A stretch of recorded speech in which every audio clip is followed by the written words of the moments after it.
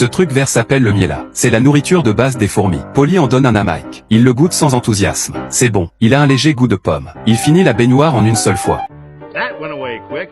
Another round for you? Oh yeah, keep it coming. En sifflant, la fourmi a atteint la chenille. Et puis...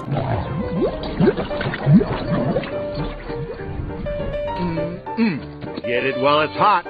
Tout le corps de Mike est devenu mauvais. Son visage avait une couleur verdâtre. Annie pouvait voir que Mike était en détresse. Alors elle a sorti le médicament contre les vomissements. Mike a pu s'en remettre. Ils ont emmené Mike au mémorial. La fresque à l'intérieur était un enregistrement du développement des fourmis. Au bas de la fresque se trouve un portrait de la mère des fourmis. C'est elle qui a créé les fourmis. Et c'est là que Mike a remarqué le portrait à côté de lui. Les fourmis ne lui avaient pas dit que c'était la valeur de nuages. Partout où il a été trouvé, il a apporté la mort. Mike a reconnu l'homme sur le portrait. C'était l'exterminateur qui l'avait accosté pendant la journée. Et il avait signé un contrat avec lui. Pour détruire les fourmis ici, Mike devait l'arrêter le plus vite possible. Et la seule façon de le faire était de rentrer chez moi et d'appeler pour annuler le contrat. Alors Mike a ramené les fourmis à la maison avec lui. Mais il avait maintenant la taille d'une fourmi. Et même le tapis est plus grand que lui. Les fourmis voulaient abandonner. Mais Mike n'a pas abandonné. En regardant les fleurs et l'éventail devant lui, il a eu une idée. Ils ont utilisé les pétales comme parapente. Utilisé la puissance du ventilateur pour les souffler en l'air. Ils ont flotté dans le salon. Mike a vu le portrait de famille. Il s'est senti un peu triste. Parce que sa famille l'a toujours traité comme un enfant. Et personne n'a pris soin de sa bravoure. C'est pour ça qu'il était toujours maltraité. En voyant l'humeur dépressive de Mike, Annie s'est précipitée pour le réconforter.